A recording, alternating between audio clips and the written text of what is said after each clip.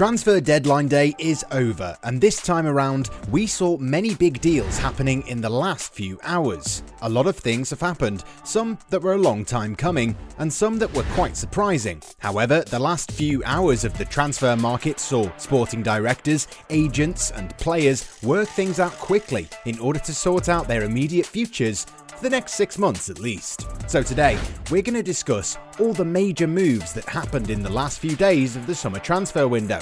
And of course, we're also going to look at the moves that never happened for one reason or another. Before we begin, make sure to subscribe to our channel and have a look at our Instagram page where we preview all of our upcoming content. You can find it at @goalside_football.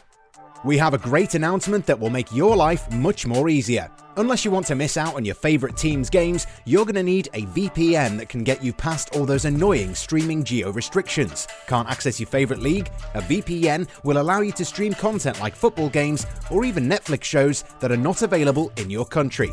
Our favourite VPN provider is Private Internet Access. It changes your IP address and reroutes your internet traffic through an encrypted tunnel, hiding your online activity from your internet service provider and government censors. It's our favourite tool to stream football matches for free. It works with all major streaming services, so you have unrestricted access to all your favourite content anywhere in the world, and is available for all operating systems. Signing up is risk-free with a 30-day money-back guarantee. Sign up right now to get 83% off, plus 2 free extra months. Go to www.privateinternetaccess.com/goalside to get it now, or simply press the link in the description. Bayern Munich seal Marcel Sabitzer signing. After spending 7 years at RB Leipzig, Marcel Sabitzer made a switch to Bayern Munich. The 27-year-old has signed a 5-year deal with Die Roten and is definitely a game-changing transfer for a team that's been dominating German football for nearly a decade. Sabitzer is a unique midfielder in the sense that he can play as a free-roaming number 10 and also as a box-to-box number 8. His versatility is something that Bayern Munich are going to love a lot. Julian Nagelsmann managed the Austrian during his time at Leipzig and is likely to deploy him as a deep-lying playmaker as well. It won't be easy for Sabitzer to displace either Joshua Kimmich or Leon Goretzka. And then Thomas Müller is another player who's unlikely to start many games from the bench. However, Bayern can't afford to start all three every game, so Sabitzer's arrival adds some depth to the midfield. Oh, and one more thing. The former Leipzig man has outstanding dead ball prowess, and he loves to score from long-range efforts. Martial turned down Lyon move. According to L'Equipe, Anthony Martial turned down a chance to return to Olympique Lyon in the last few hours of the transfer window. The Manchester United forward has struggled since last season, and the Red Devils were eager to make way for a potential signing. However, the former AS Monaco man decided not to leave England and is set to stay put at least until January. The forward has 3 years left on his current deal, which is why it's been quite hard to move him on. Meanwhile, Donny van der Beek's agent Guido Albers is disappointed that United did not cooperate in transfer negotiations for the midfielder amid interest from the Bundesliga, the Serie A and the Premier League.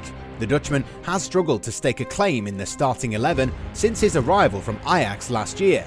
Albers says that his client had a lot of offers, but United aren't interested in talking to anyone.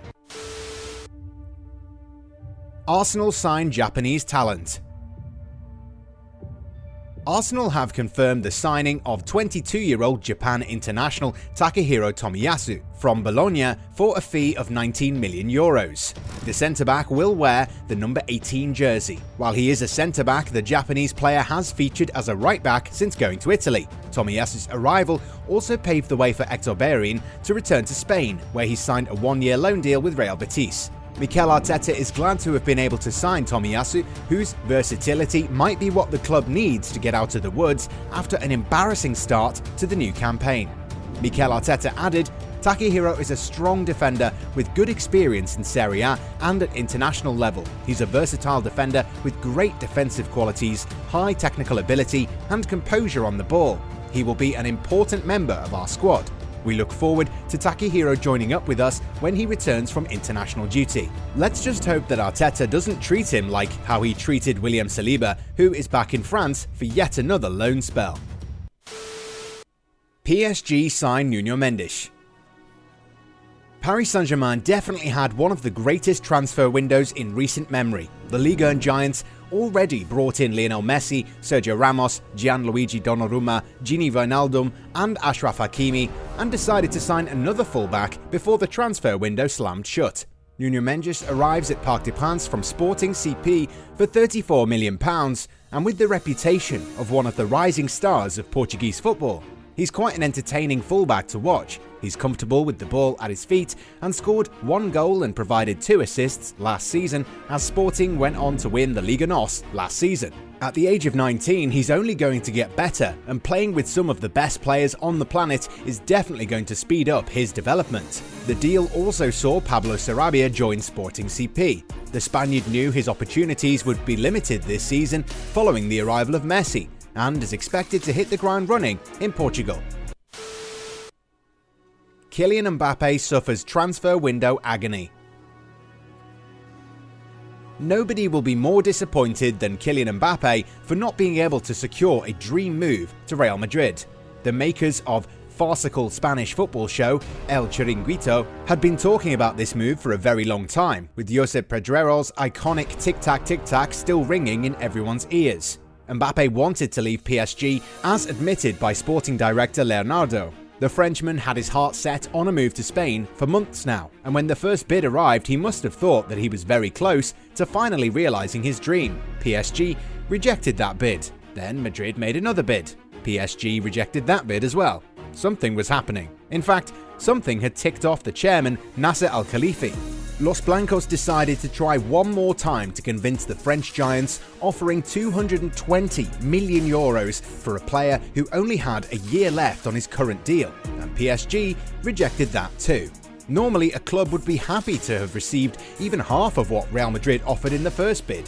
Who wants to lose their best player for nothing? But then again, PSG aren't a normal club, and it appears that the club's ownership isn't too worried about losing a player for free. If you ask us, Nasser Al-Khelaifi was so livid at Real Madrid's illegal approaches that he made it a matter of ego not to do business with the Spanish giants. You can also say that maybe PSG are gambling their hopes on winning the Champions League this season to convince Mbappe that he's at the right club where he can realise all his dreams. The question about where Madrid got all that money from, even though they have their own debt situation to worry about, is for another day, perhaps. However, it does feel like Al-Khelaifi showing Real Madrid that, regardless of their history and legendary status, the club can't hold another club hostage. And that's why he decided not to sell his best player for any amount of money. It was a matter of principle for the PSG chairman, and even if it sees him lose Mbappe for free, we're sure that he won't be losing any sleep over it. Griezmann ends Barcelona agony. The biggest news of transfer deadline day was the shock return of Antoine Griezmann to Atletico Madrid. The French forward returns to the Wanda Metropolitano on a season-long move from Barcelona with an obligation to buy for €40 million. The move comes 2 years after Griezmann left Diego Simeone's side for Camp Nou for €120 million. Griezmann will definitely be excited to return to a club where he forged his reputation as one of the best players on the planet. The World Cup winner has had a torrid time at Barcelona, and in his last game for the club he was booed by the club's fans. This summer we've already seen some unique player swaps. Initially, it seemed unlikely that Atletico Madrid would be able to sign Griezmann. However, with Barcelona's well-documented financial problems taking their toll, the Catalonians had no option but to negotiate with the reigning champs.